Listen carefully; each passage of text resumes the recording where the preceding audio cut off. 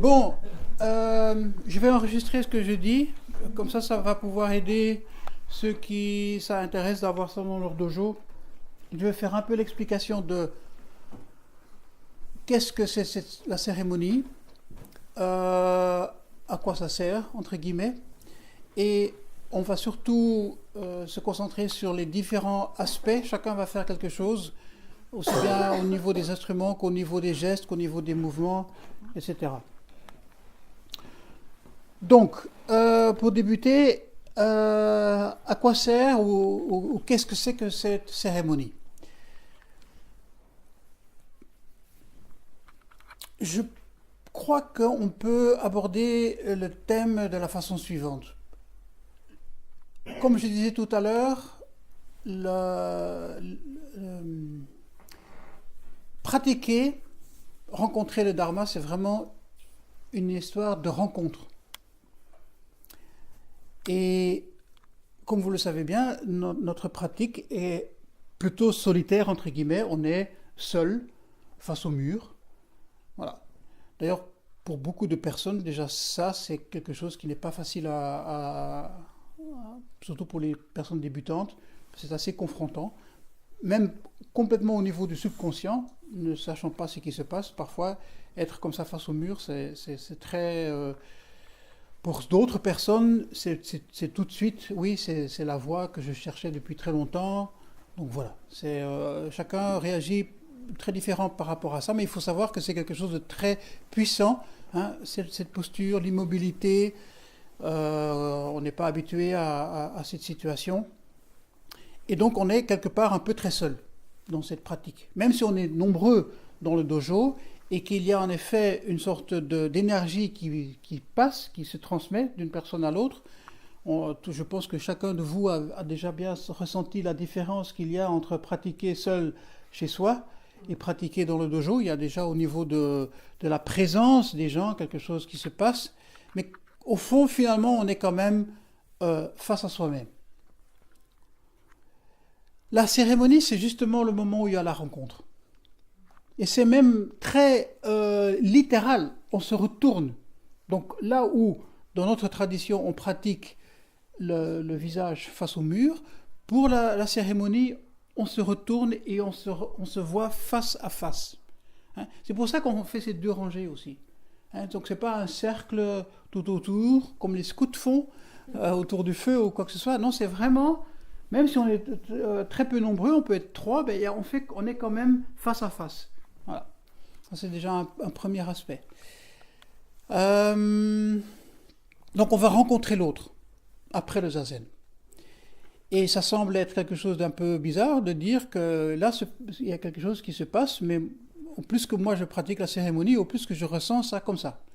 Que c'est vraiment dans la façon de le faire ensemble, quelque chose, un rituel qui dans sa base n'est pas très compliqué, mais qui en effet demande beaucoup de finesse et beaucoup de doigté et beaucoup de savoir-faire et de sensibilité, et qu'on peut développer, qu'on peut approfondir, qu'on peut apprendre.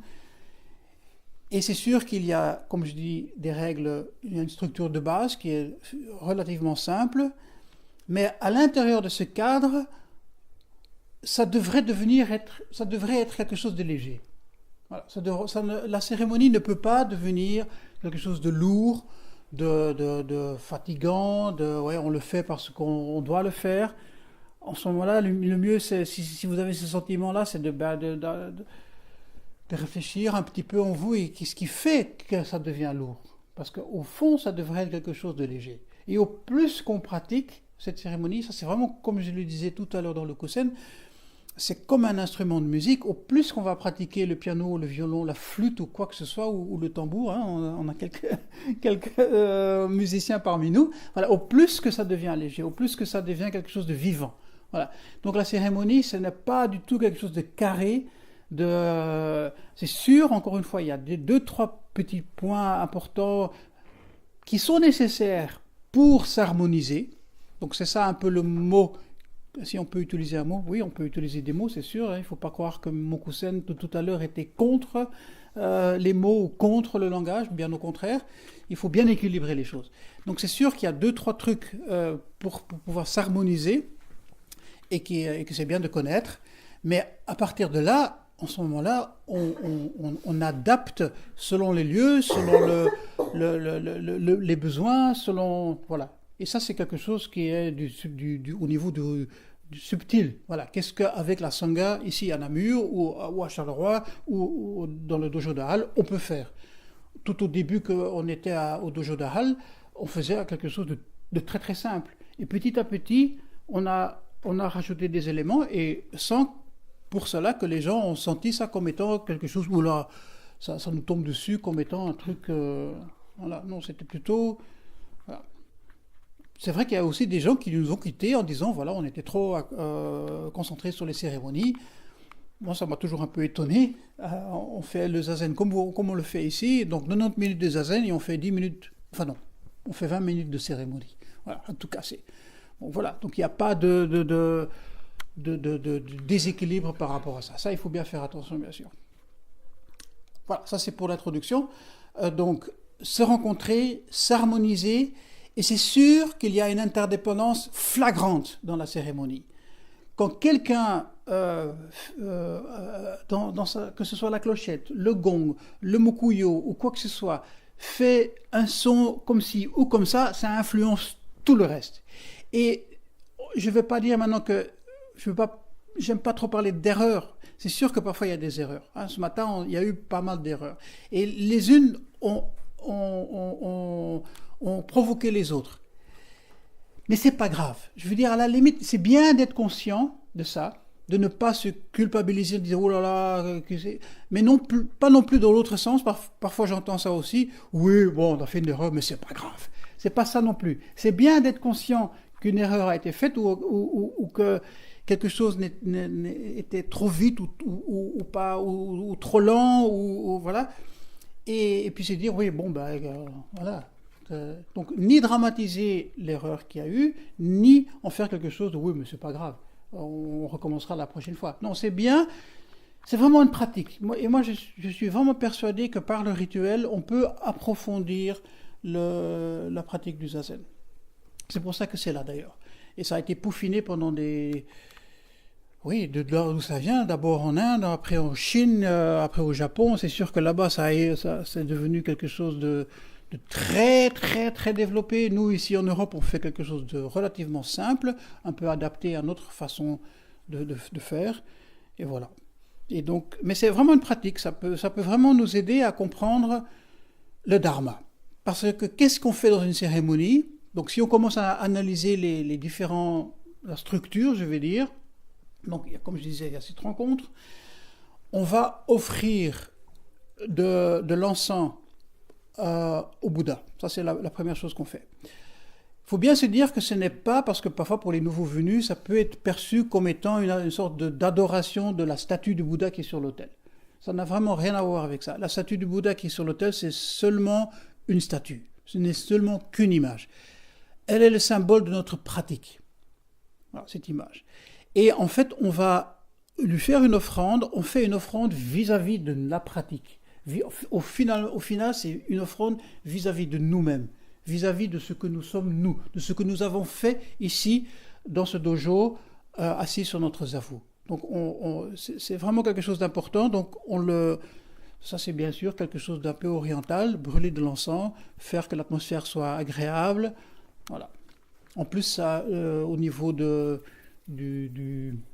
l'odorat, hein, je veux dire, ça influence aussi. Hein. Ce sont des essences d'arbres et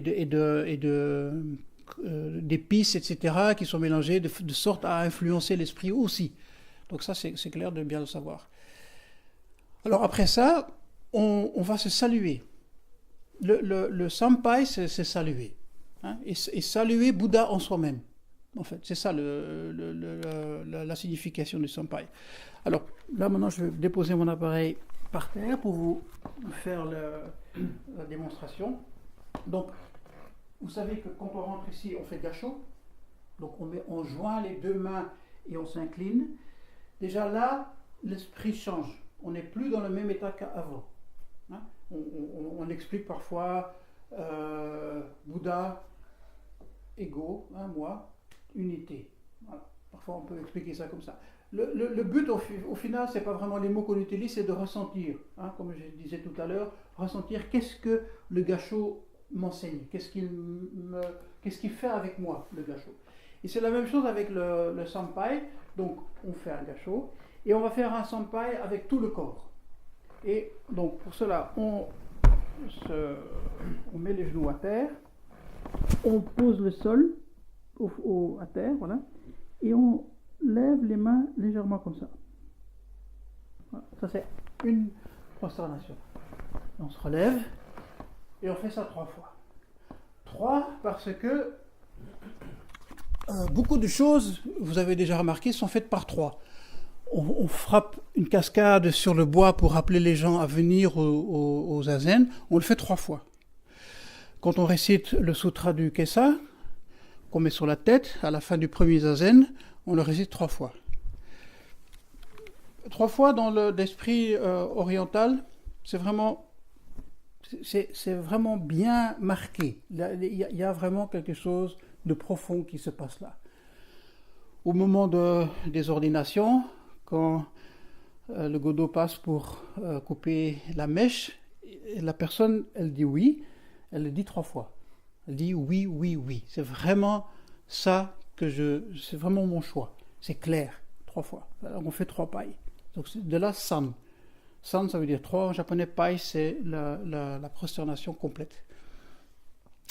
Ben, faisons un peu de paille là. Parce que c'est vraiment une pratique, hein. Prenez votre zafuton pour les genoux. Donc au niveau technique, il faut un peu savoir que le mieux, la bonne méthode, c'est de descendre à la verticale, comme ça. Voilà. Et de ne pas non plus trop fortement taper les genoux au sol. Hein. Voilà. Donc c'est pas ça. Non, c'est sûr que, oui, je veux dire, ça va le faire. Ça, si c'est nécessaire, parce que c'est sûr que ça demande un certain exercice de le faire comme ça, vraiment à la verticale. Hein. Donc voilà, alors on essaie, hein, on y va, on descend, les genoux par terre, on pose le front et on relève légèrement les mains. Voilà, on se relève, on met d'abord le haut du corps tout droit, on se met sur les orteils et on remonte. Voilà. C'est ça la technique, je veux dire. C'est vraiment, bien sûr que si ça va muscler les cuisses. Voilà. Hein, donc, comment dirais-je, c'est sûr qu'on peut, après toute une journée ou une séchine, c'est sûr que nous aussi, mais bon, voilà. Je veux dire, au niveau, la technique c'est celle-là. Donc c'est vraiment, allez, on y va encore une fois, on descend à la verticale, on laisse les genoux, on baisse le front, voilà, et on lève les mains, les paumes vers le haut, on se relève sur les orteils et on remonte. Voilà. Et en fait, si on fait le mouvement complet, c'est vraiment les mains en gassho, on descend, voilà, le front par terre, les mains, on est à la verticale, on remet les mains en gassho et on monte. Ça c'est vraiment le mouvement idéal. Bon. Voilà. On va commencer par les formes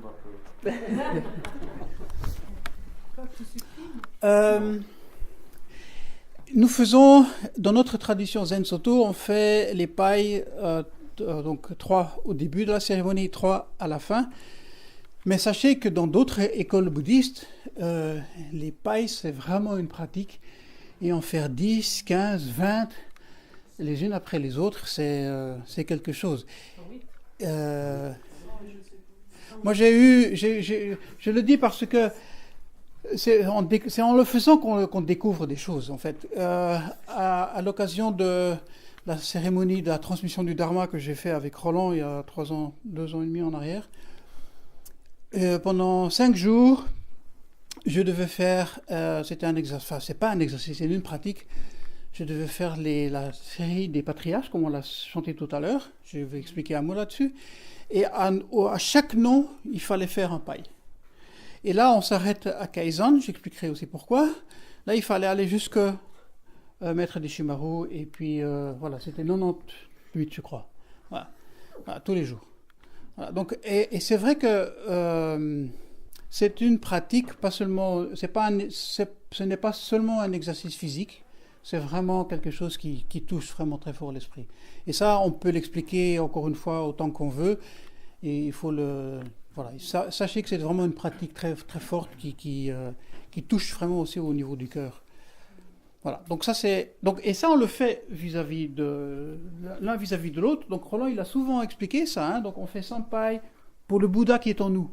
Donc on se rencontre nous, hein, on se fait face à face, on se rencontre, on fait voilà, le Sampai, le Pai c'est vraiment le geste du respect le plus haut qu'on puisse avoir par rapport à nous, par rapport à notre pratique, par rapport à notre nature de Bouddha que nous avons tous en nous. C'est ça la signification du Pai. Ce n'est pas une façon de... Quand on voit ça de l'extérieur, les gens disent « Oh là là, qu'est-ce que c'est que ce truc d'adoration, la statue, le machin, l'encens et tout ça ?» Ça peut tout de suite devenir très fumeux, comme on dit, alors que c'est quelque chose voilà, qui peut même procurer de la joie. C'est comme ça, en tout cas, que je le ressens très, très profondément. Alors ça, c'est le début. Alors, c'est face à face. Le doshi, lui, c'est face... donc, oui, la personne qui dirige la cérémonie s'appelle le doshi. Voilà. Et lui, il fait ça en direction de l'autel. Alors, la structure, maintenant, donc quand ça c'est fait, tout le monde reste debout. Le doshi monte à l'autel. Il va faire shoko, et puis il va redescendre, et il va faire des nouveaux pailles. Alors, au niveau des instruments, maintenant. Là... Peut-être que toi, oui, la clochette, là, au niveau des instruments, qu'est-ce qu'il faut faire exactement? Quels sont les points importants auxquels il faut penser? La clochette, elle va aider à que tout le monde s'harmonise. Donc, le tout début, enfin, c'est la cérémonie, je vais l'expliquer comme moi je le fais au dojo de Hall. Voilà. Après, c'est à vous de voir les éléments que vous prenez ou que vous ne prenez pas. En fait, une cérémonie commence toujours avec une procession. Le doshi arrive dans le lieu. Ici, on ne le fait pas, à Hall, on ne le fait pas encore, mais un jour, peut-être on va mettre ça en route. Donc, il arrive, et la première chose qu'il fait, c'est ping. Voilà. On se salue tous ensemble. Voilà. Il va monter sur ce tatami qui représente la maison du Bouddha. C'est comme ça qu'on peut l'expliquer. Et il salue le Bouddha. Et là, il n'y a pas de coup de cloche parce qu'il le fait tout seul. Voilà. Il ressort de la zone du tatami, il monte à l'autel, donc c'est ce que j'expliquais, il met de l'encens, coup de cloche sur le gâchot. Voilà. Là commence une cascade, mais très lentement, très lentement. Donc c'est un coup ici, hein, un ami, un coup ici, un coup ici. On attend parce que cette cascade, il faut qu'elle soit régulière et elle va durer tout le temps que l'on a pour déplier ce qu'on appelle le zagu. Donc c'est cette pièce d'étoffe que l'on utilise pour faire sampai et voilà, c'est parce qu'on porte le kessa qu'on a besoin de ce zagu pour faire sampai. Voilà. On l'explique que c'est en effet pour protéger le kessa. Bon, moi je vois souvent que le kessa est quand même un peu à côté. C'est au niveau plutôt de l'idée. Voilà. Donc on peut le faire. Hein. Allons-y. Vas-y. Donc, bon. Voilà. Alors je ne l'ai pas, mais je vais le déplier. Tac, tac, tac. Voilà. Et alors tous ensemble, un paille. Voilà. On se relève. Un deuxième paille.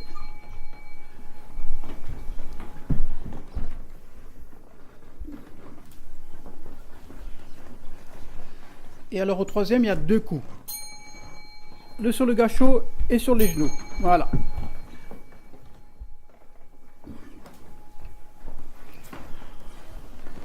Voilà. Est-ce que quelqu'un a envie d'essayer ça, la clochette, qui a envie d'un peu d'apprendre? Brigitte peut-être? Ou Jacqueline? Ouais. Quelqu'un du dojo de Namur, c'est bien de fois le tester. Hein. On est ici pour apprendre. Il n'y a pas de... Comment? Hier een slag dat niet verkeerd loopt en dan hebben we de eerste gaf. Oui, donc comme dit Annemie, un premier donc, sur le coin. Le coin du milieu. Non, le deuxième coin. Voilà. Et alors, au moment du gâchot, le troisième, et là commence la cascade. Donc, ouais, donc je fais tout le mouvement, je monte à l'hôtel, le doshi monte à l'hôtel, il fait choco, donc choco ça veut dire ça, hein, c'est pas choco pour manger, mais c'est l'encens en granules, ko c'est kawash, c'est encens, voilà, donc il met, voilà.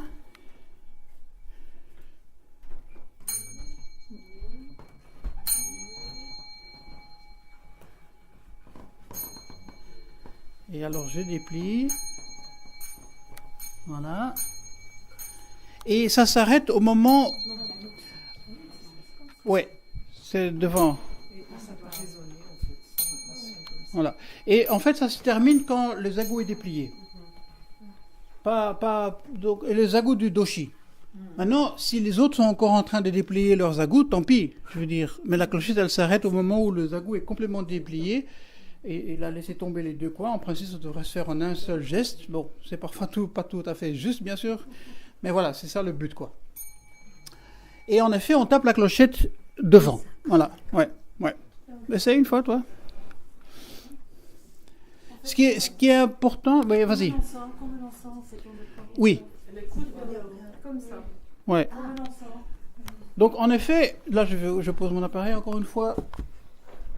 Beaucoup de choses se portent à 2 mains, parce que les choses sont précieuses. Donc en effet, l'encens, on le porte avec... Pourtant, c'est rien du tout, je veux dire, au niveau Poids. Au niveau poids, c'est pas ça, mais c'est... Voilà. Ça, c'est autre chose que... Voilà. Et c'est la même chose pour la clochette. Voilà. Au moment de choco, on fait... Non. Non, alors au choco, le doshi fait choco, et c'est au moment du gâchot. Voilà.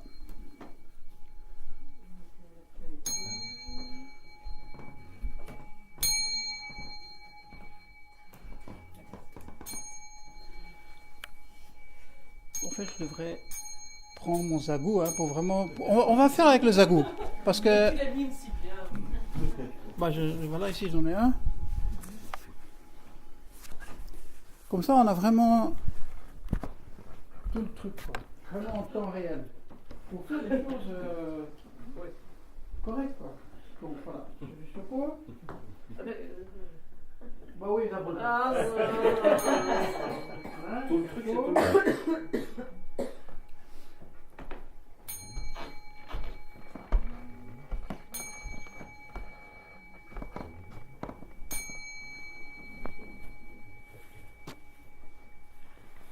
Tu continues la cascade et tu accélères petit à petit. Voilà. Et là c'est fini, c'est fini. Dès que Oui. on laisse tomber je vois rien du tout. les 2 trucs, c'est fini. Ah ouais? Ah, tu vois pas?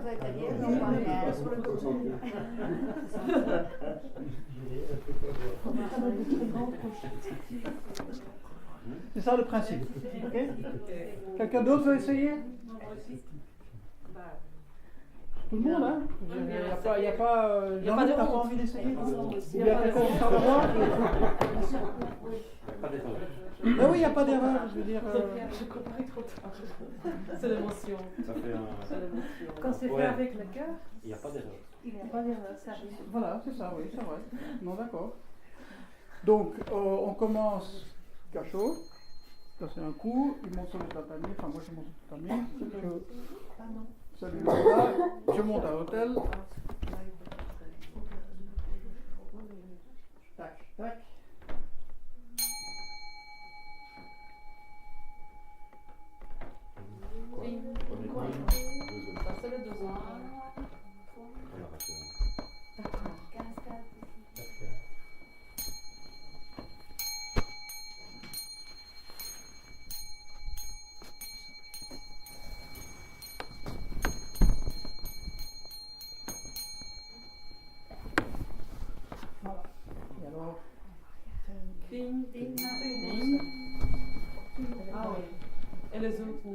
font pas gâcheux. Pas Pas faire ça va. Merde. Bah, dites. Il est personne.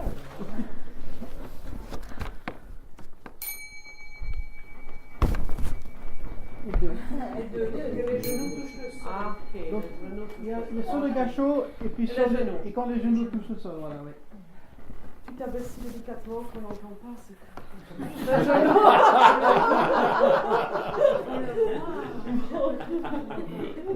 Mais moi, c'est ce que j'aime beaucoup dans la clochette, c'est que ça demande énormément de concentration et d'attention, et donc on est de nouveau en zazen. C'est le zazen qui se prolonge aussi. Je peux poser une question? Alors je remets en route. Alors après ça, c'est vrai que le doshi il va faire de nouveau 3 pailles tout seul. Et en ce moment-là, les gens s'assoient, on se met en position. Et ce qu'on va faire, c'est on va réciter le sutra du cœur, le Nyashingyo. Ça, c'est un sutra fondamental pour les nouveaux personnes qui viennent pour la première fois ou relativement débutantes. Pour être rapide, parce qu'on pourrait, j'ai fait 2 taisho à Charleroi pour expliquer le sutra du cœur. On ne va pas refaire tout le taisho ici, on n'a pas le temps. Mais sachez que c'est quand même un sutra qui est vraiment à étudier. C'est pour ça qu'il s'appelle le sutra du cœur, parce qu'il touche à l'essentiel de notre enseignement. Voilà.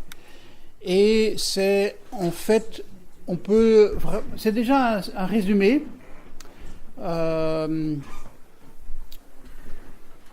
Résumé des sutras de la grande sagesse, la Prajnaparamita, qui est quelque chose de gigantesque, qui a vu le jour plus ou moins aux alentours de début de notre ère, et qui est l'expression du Dharma, une nouvelle expression du Dharma, je vais dire, que le Bouddha lui-même avait déjà prévu, mais qu'il n'était pas arrivé à enseigner durant sa propre vie à ce niveau-là. Mais 4 siècles après sa mort, les pratiquants, les moines, les patriarches et tout ça ont fait cette expression du Dharma dans cette forme, qui est donc le sutra de la grande sagesse, qui est immense.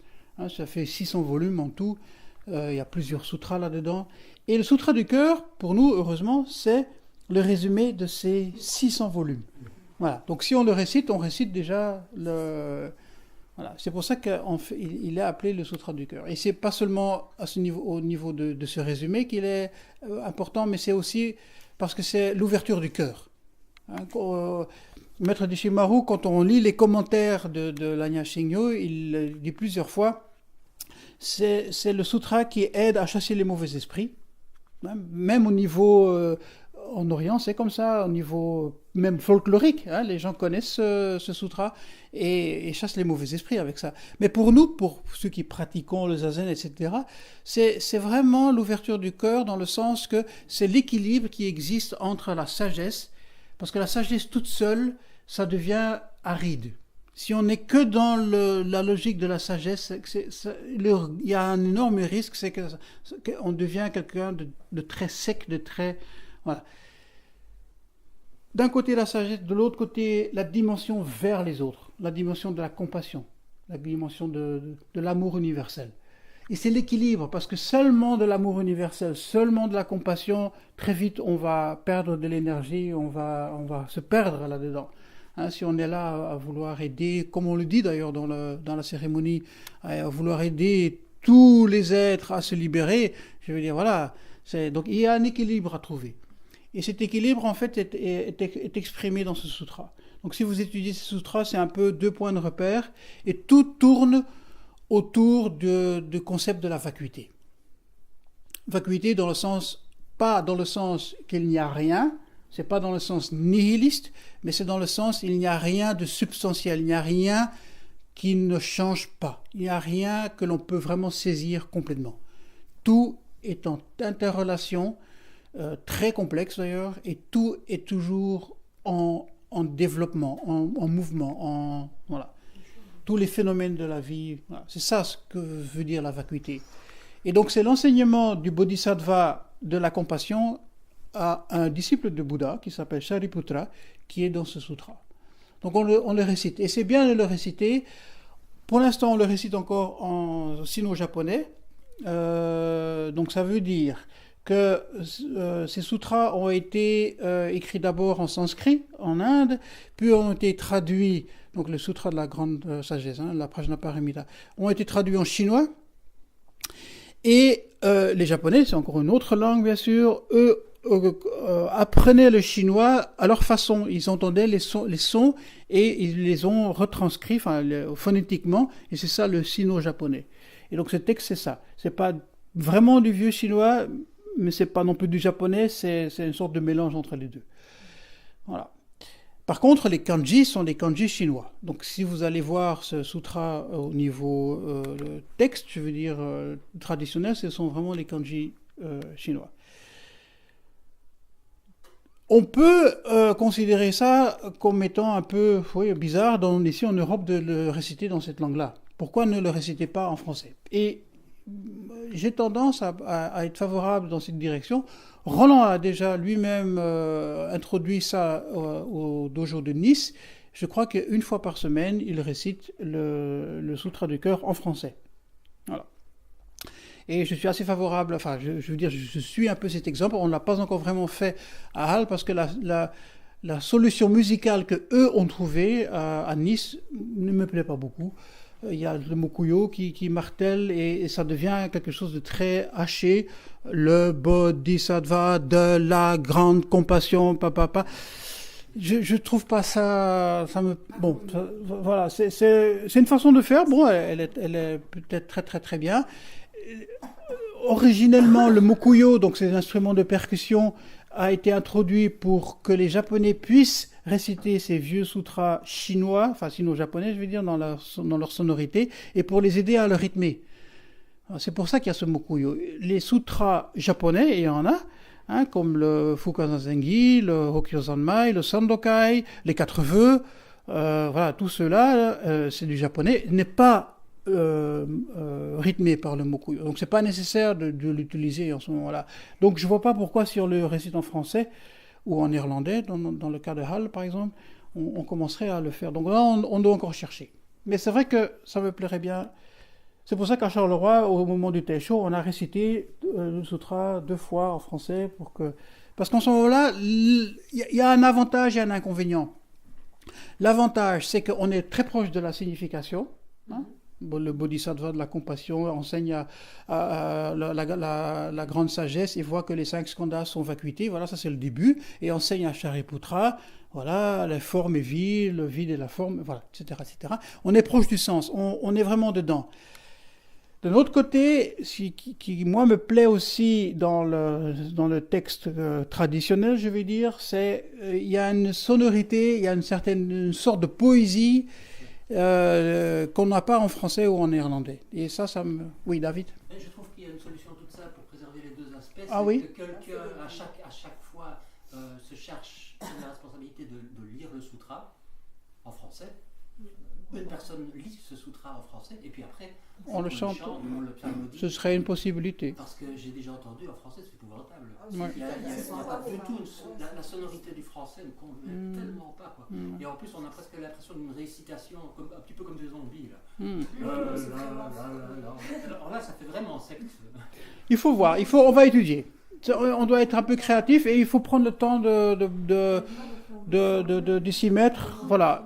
Donc s'il y a des gens qui ont envie de mettre un groupe de travail à ce niveau-là, moi je veux bien un peu voilà, et qu'on cherche un peu ensemble, quoi, avec des musiciens aussi, puis aussi à savoir quelle traduction, parce que là à Charleroi j'en ai apporté 4 différentes. Donc voilà, il faudra trouver les beaux mots. Enfin, c'est tout un travail qu'il faut faire, il me semble, derrière. Je peux dire une chose? Oui. Parce que l'aspect que je trouvais aussi, parce que je me suis aussi posé cette question par rapport au choix de cette langue, c'est que l'aspect que moi j'apprécie aussi, c'est qu'elle unit toutes les sanghas. Ça c'est sûr que dans notre cas, et c'est tout à fait réel, la sangha de Roland Reich est très très... Il y a des Italiens, des Espagnols, des Allemands, des Français, des Anglais, des Flamands. Voilà, on chante tous en même temps le même sutra. Et ça c'est au niveau international. En faveur de la version sino-japonaise, Roland disait que le sens du sutra s'actualisait par le fait même qu'on est obligé pratiquement de le chanter sur l'expiration. Ça, oui. C'est intéressant aussi. Oui, bien sûr. Oui, Et oui. puis il y a les Une mots qui dimension réduisent. Selon les traductions, on l'accent est mis, et même en français, sur des choses Ah oui, c'est différentes. sûr. Là, ça laisse. Je trouve que la solution. Voilà, il y a en effet ce côté poétique, rythmique aussi, de ces sonorités qui sont vraiment très très vieilles, qui viennent de très loin. Parce que quand vous allez au Japon, ou bien en Chine, je pense que ça doit être la même chose, vous allez pouvoir réciter ce sutra avec eux. Voilà, on partage quelque chose, encore une fois, un partage, une rencontre qui est vraiment forte, quoi. Et on connaît. Voilà. J'ai eu l'occasion de. Oui. Quand j'allais assez bien au Népal, où j'accompagnais des groupes, et je me suis retrouvé un jour à Lumbini, qui est le lieu où le village où le Bouddha est effectivement né. Et donc, et à un moment donné, on rencontre des bouddhistes du monde entier, et il y avait une communauté japonaise qui est arrivée, et donc ils ont commencé à chanter l'Anya Shingyo. Et moi, je n'ai fait qu'une chose, quoi. C'était plus fort que moi. Je me suis joint au groupe. Et alors après, ils m'ont fait un grand gâchot. Et donc moi, qui étais blanc par rapport à eux, donc c'était quelque chose qui nous rapprochait. C'était très puissant ce qui s'est passé. Bien sûr, bien sûr. J'ai encore la chair de poule quand je le on le sent. Et je voulais dire aussi que quand je l'ai lu la première fois en irlandais, c'était du chinois pour moi. J'ai rien compris. Oui, non, c'est ça. Donc, je l'ai compris par la pratique en fait, parce que tu sais pas, même si tu vois les mots, tu comprends rien rationnellement. C'est en pratiquant et pratiquant et pratiquant et pratiquant qu'on le comprend. Donc moi je suis plutôt pour le garder comme ça et faire des workshops ou quoi. Après pour le comprendre, mais pour chanter, et comme tu dis aussi, tu peux le comprendre quand tu es à l'étranger. Donc voilà, on va étudier la question. Il l'a conseillé de l'écrire. Oui. L'écrire dans sa propre langue. Oui. Aussi, on sort du chinois. Oui. C'est sûr que c'est. Attends, parle pour tout le monde, Jean-Marie. Jean-Marie, parle pour tout le monde. Partage pour tout le monde ce que tu disais. Non, on parlait un peu de la traduction et tout. Et comme Annemie me disait aussi, le déclin de l'Église catholique a commencé aussi quand ils ont dit, voilà, c'est plus le latin. Maintenant, ça va être dans chaque langue, dans chaque pays. Ça va ensemble, oui. C'est vraiment à ce moment-là? Disons qu'il y a des connexions. C'est sûr que... Mais bon, ça va nous... Enfin, je pense que c'est un débat... Attention alors, intéressant. Je pense que voilà, c'est un débat... Mais aujourd'hui, on va dans n'importe quel pays, comme il le souligne, tout le monde peut chanter l'Agnès Shingyo. Le main sur le fort français, ou le fort néerlandais, ou le fort italien. Moi, je trouve que c'est beau aussi de ne pas tout comprendre. Oui. Je trouve qu'il y a quelque chose qui nous dépasse, qui vient de loin, et ça vient dans le ventre aussi. Et je trouve que c'est beau. C'est beau aussi. Et je ne sens pas de pas quand maintenant à Godine ou à Gendrenier on commence à les réciter dans la langue maternelle. Je trouve ça mieux. Parce qu'on respecte, quand on récite Boucho Kapila avec la compréhension juste de ce que ça veut dire, de manger, d'accepter cette offrande de nourriture que les autres nous ont fait, mais c'est quand même la compréhension aide. Autrement, parfois on est juste récité comme un petit singe, excusez-moi, automatiquement. Bon, ça peut être un risque en effet. Oui, mais au dojo de Liège, par exemple, le matin, effectivement, on dit le Boucha Kapela en français, mais on n'essaye surtout pas de le psalmodier comme on le ferait avec le Boucha Kapela. C'est-à-dire le français ne convient pas à la rythmique psalmodiée. Donc, lire, il faut être naturel alors. Et c'est la même chose en fait avec les sutras. Ils sont magnifiques quand on les dit, mais surtout pas quand on essaye de coller dessus cette espèce de rythmique qui ne convient qu'aux sino-japonais. C'est pas mal. C'est juste. On va arriver en consensus. On passe On va le le faire vote, ici, dans le dojo de Namur, on va refaire le mot.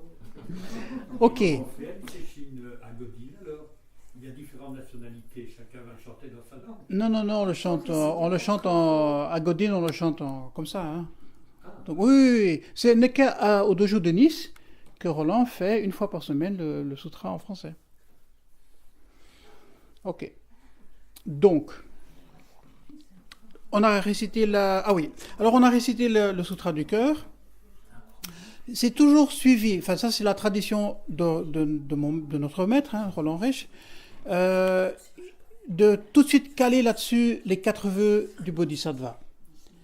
Parce qu'il y a une sorte de logique, la fin du Sutra du cœur, c'est Gyatei, Gyatei, Hara Gyatei, donc aller ensemble au-delà sur l'autre rive, au-delà du Satori, enfin la rive du Satori, et enchaîner sur les 4 vœux où, en effet, on exprime notre ferme résolution d'acquérir tous les dharmas, de faire disparaître toutes les... Enfin non, le premier, c'est aider tous les êtres à se libérer, acquérir tous les dharmas, se débarrasser de toutes les illusions. C'est sûr que ce sont des vœux impossibles à réaliser, mais c'est le but vers lequel on va. Hein, c'est le vecteur, ça donne la direction dans laquelle... et ça c'est bien, je pense, et ça je le garde aussi, je le fais comme ça dans notre sangha à Hall.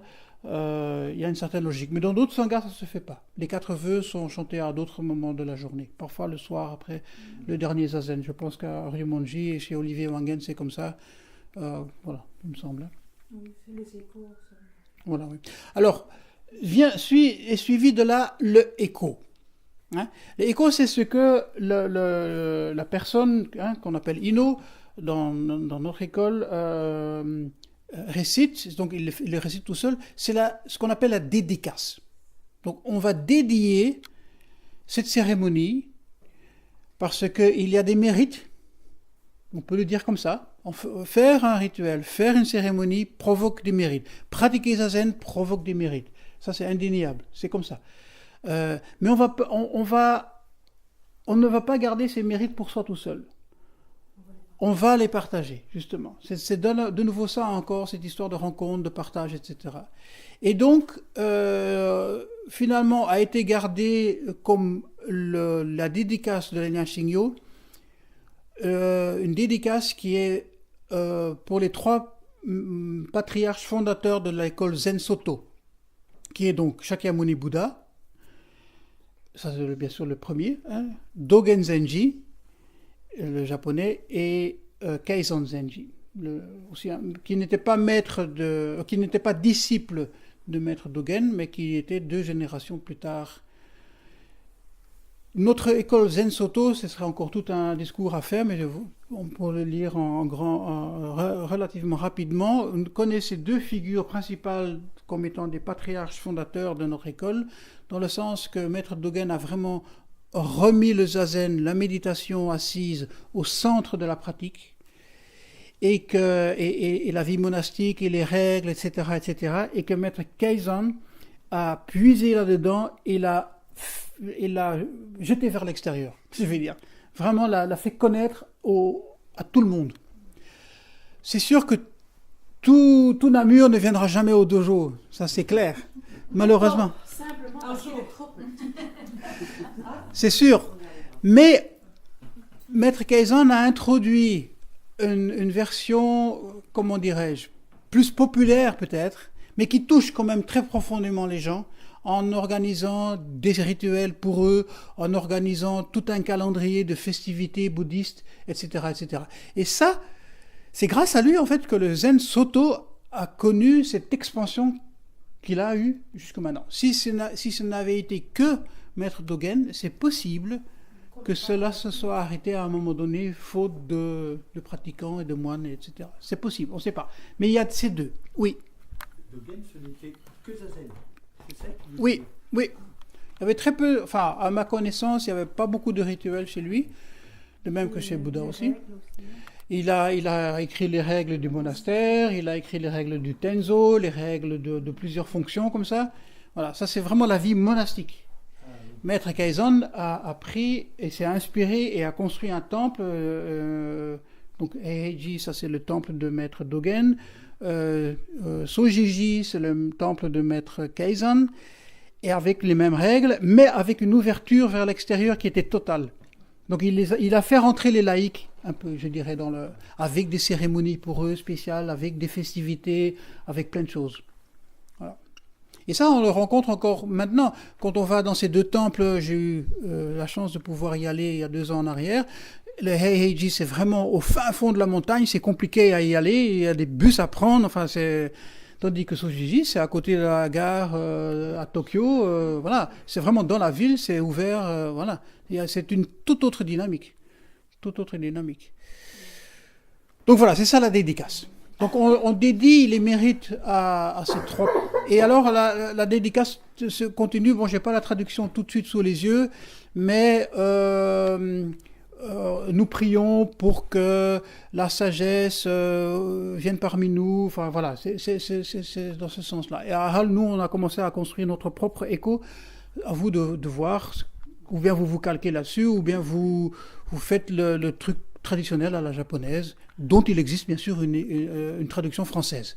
Voilà. Donc ça peut être dit en français aussi. C'est pas nécessaire Maintenant, ce que je voulais dire par rapport à l'Inno, c'est vraiment une pratique aussi. Il faut un peu... Celui qui fait Inno, il doit vraiment aimer ça. Je ne te connais pas, toi, suffisamment bien pour savoir est-ce que tu accroches ou pas.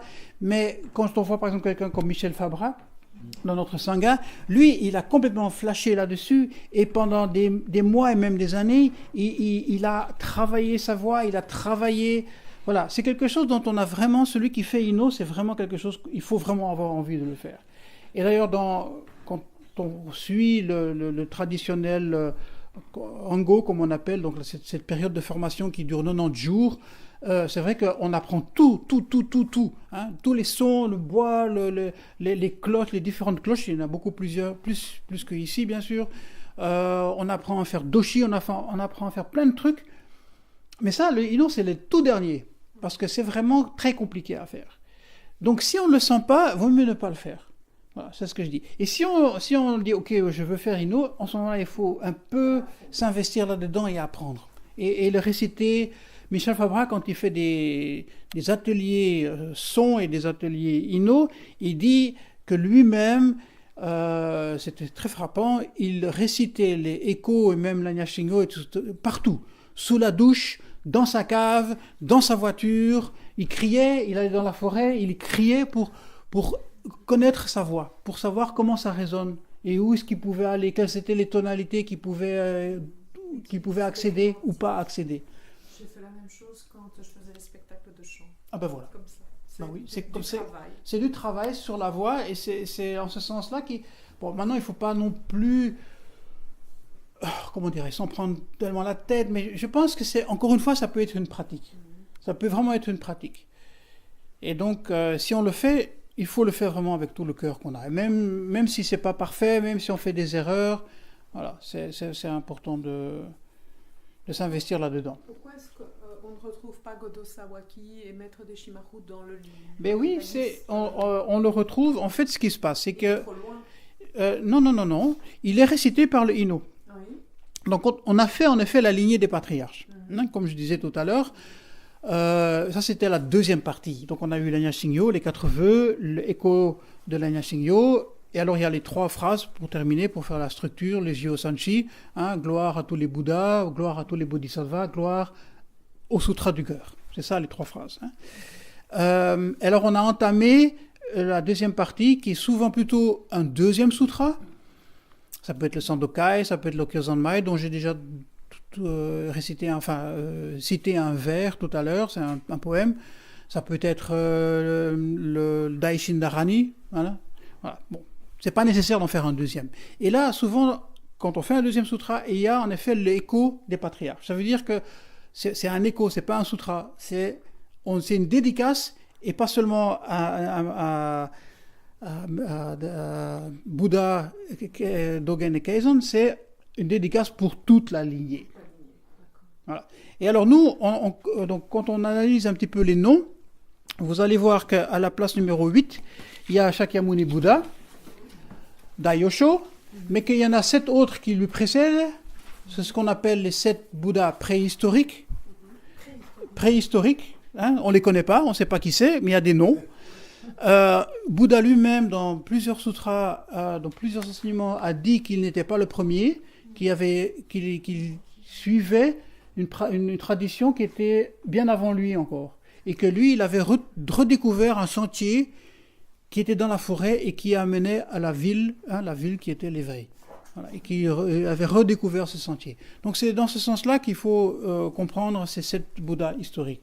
Que le Bouddha n'est pas le premier, mais qu'il y a eu une infinité de Bouddhas avant lui, et qu'après lui, il y en aura encore toute une... Voilà. Et alors, en effet, ça commence. Et on a une lignée à nous, qui est vraiment spécifique. Il y a d'abord tous les patriarches indiens. Je crois qu'il y en a 20 et quelques, il faudrait une fois les compter. C'est juste que Bodai Dharma, qui est donc le premier Indien à être allé en Chine, aux alentours du 5e siècle. Et après, se suivent les patriarches chinois. Et ça se termine avec Tendo Nyojo, je crois que c'est le... Juste avant le... Voilà, ici, Tendo Nyojo. Ah oui, Nyojo. Ça, c'est le dernier chinois dans notre école. Et alors, on saute tout de suite à Dogen. Ils se sont rencontrés en Chine. Donc, Dogen avait fait un voyage, il avait été en Chine, il avait rencontré, il a eu la transmission du Dharma par Tendo Nyojo. Et alors, on termine avec les deux, Kounejo et Tetsu Hikai. Ça, c'était 2 grands disciples de Maître Dogen. Et Keizan Jokin. Et là, on s'arrête. On s'arrête là parce que, en fait, on a lu tous ceux qui sont vraiment importants pour notre école. Mais c'est sûr que ça continue, parce qu'à Keizan, on n'est qu'au XIVe siècle. Je suppose qu'il y avait des femmes aussi. Oui, il y a eu des femmes. Alors, ça, je vais encore dire un truc, en effet, par rapport à ça. C'est sûr que cette liste est complètement fausse. Je veux dire, ça a été une reconstruction. Surtout les Chinois étaient très intrigués par cette histoire de qui est ton maître. C'était toujours la première question, qui est ton maître? Et ce maître, c'est qui son maître? Voilà. Les Indiens ne se sont jamais occupés de ça. Donc tous les disciples de Bouddha, et même pendant des centaines d'années après lui, ne se sont jamais occupés d'aller inscrire qui était le disciple de qui. Ça, c'était pas leur problème. Mais en Chine, c'est dans leur culture, apparemment. Je ne sais pas d'où ça vient, il faudrait étudier la chose. Mais c'est important de savoir, oui, mais qui t'a appris? Voilà. Pour eux, ça c'est... Et les Japonais ont repris très fortement cette façon de faire. Et donc les Chinois ont compilé une liste. Voilà. C'est sûr que certains sont historiques. Hein? Donc Maître Keizan a lui écrit, il n'est pas le seul, mais un livre qui s'appelle La transmission de la lampe, où il écrit vraiment très bien, de patriarche en patriarche, ce qui s'est passé, la rencontre, encore une fois, entre eux deux, le moment d'éveil entre eux deux et le moment de la transmission. Voilà, ça c'est documenté par lui. Voilà. Mais il y en a certainement des personnages dont on ne sait pas ni la date de naissance, mais de beaucoup quand même, oui. Ceci dit, c'est en effet une lignée avec que des hommes, alors qu'en effet, c'est connu qu'il y a eu plein de femmes dans l'histoire du bouddhisme et qui ont transmis le dharma. Voilà. Alors, en effet, les Américains ont fait des études très fortes là-dessus et ont compilé donc une liste de matriarches qui, en français, a été traduit par François Loiseau. Voilà, ça a été publié par le Dojo Denis d'ailleurs, et en effet, on peut lire là-dedans toute cette histoire de comment cette liste des matriarches s'est mise en route. Moi, je dirais, il faudrait, c'est très très bien de penser à ça.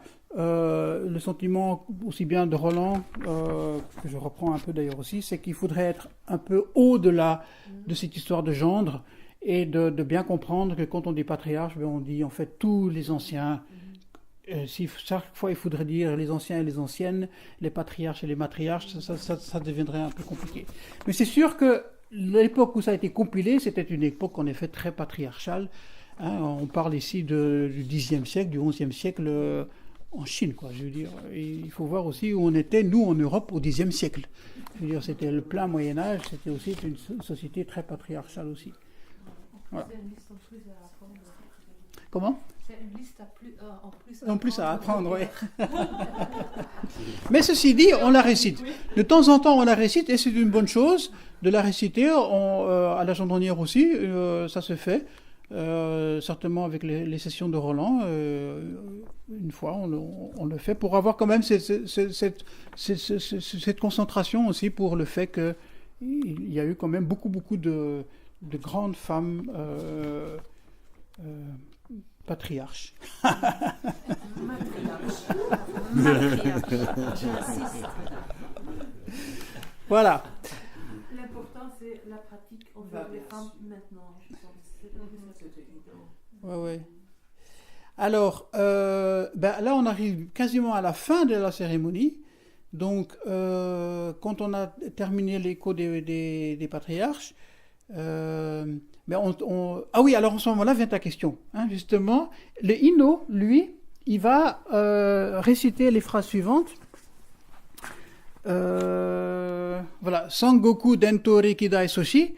Je crois que ça veut dire, et tous ceux qui ont suivi, et en particulier, Narabini Somon Kodo. Ça, c'est Somon Kodo, c'est Kodo Sawaki. Daiyosho. Mokodo Taisen, maître de Shimaru. Daiyosho. Daiyosho, ça veut dire grand maître. Yeah. Et alors, devrait s'inscrire ici, si on suit la lignée de Roland, Rempo Niwa. Niwa Rempo. Il est le dernier sur la liste ici. Zuigaku Rempo. Voilà, Zuigaku Rempo, qui est, nous on l'appelle plutôt Niwa Zenji. Niwa, c'était le maître qui a donné la transmission du Dharma à Roland Reich. Parce que, comme vous savez, maître de Shimaru est décédé avant d'avoir pu transmettre le Dharma à un ou plusieurs de ses disciples. Il en parlait, c'était dans in the pipeline, comme on dit, mais ça n'a pas eu lieu.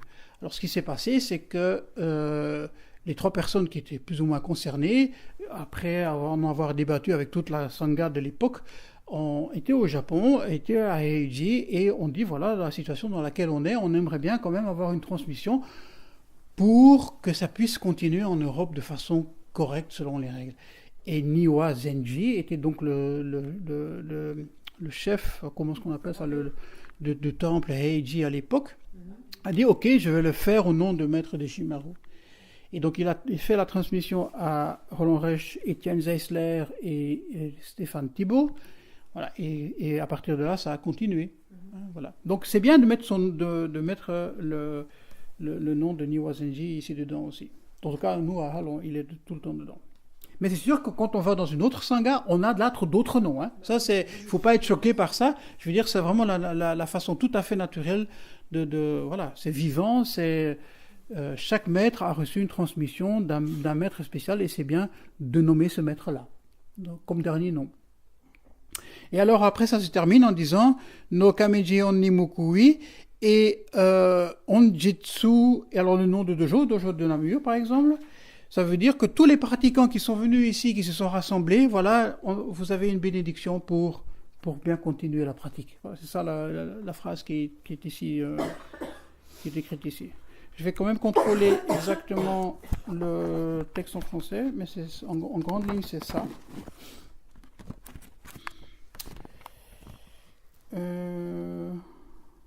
Et nous souhaitons le bien-être de tous les membres de ce dojo. Voilà. C'est comme ça qu'ils l'ont traduit, mais c'est un peu plus détaillé que ça, mais c'est ça l'esprit qui est derrière, quoi. Voilà. Et alors on termine, en ce moment-là, en faisant, donc le doshi redescend du tatami, il va de nouveau faire shoko, une offrande d'encens, et en ce moment-là, au coude du gâchou, il y a de nouveau un coup de cloche, comme c'était au début, une cascade qui est un peu plus rapide, et à ce moment-là, tout le monde se lève. Un peu plus rapide, pourquoi ? Parce que le zagu, il est déjà déplié, et que c'est plus nécessaire de le faire un coup ici, un coup là, et puis voilà, on entame la cascade dès qu'on est ici.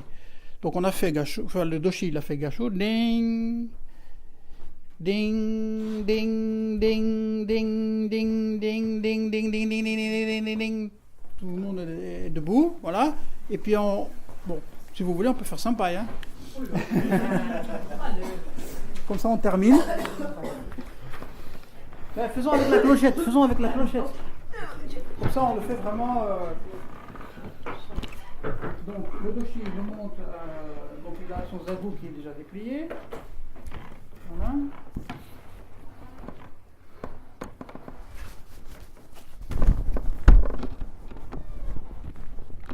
Voilà.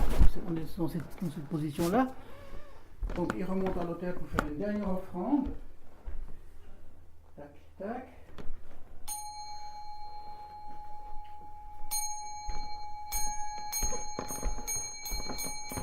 Voilà.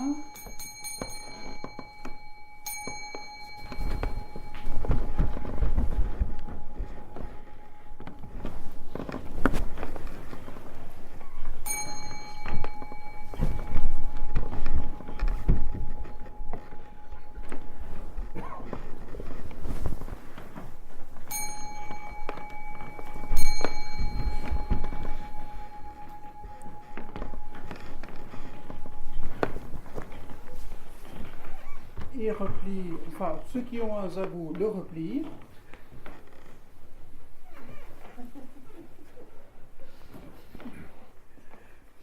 Voilà. Le doshi va saluer maintenant pour une dernière fois le Bouddha. Il n'y a pas de cloche parce il est tout seul. Il sort du tatami et on se salue tous ensemble une fois avec un coup de cloche. Et là souvent il dit bonjour, il dit voilà. Promenade. Bien merci. Promenade, un ton bien sec comme ça. Roland il dit promenade. Comme un bon chien. Promenade. Chaque doshi a un peu son style à ce niveau-là, quoi. Moi, ce que j'aime bien dire, c'est aussi merci. Pour remercier les gens pour être venus pratiquer. Plusieurs choses sont possibles. La clochette aussi annonce un coup ou deux coups s'il y a une cérémonie ou pas.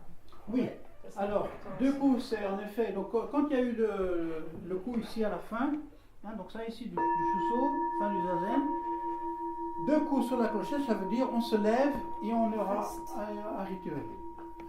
Un seul coup, comme à la fin du deuxième Zazen, un coup de clochette, on se lève et on quitte le dojo.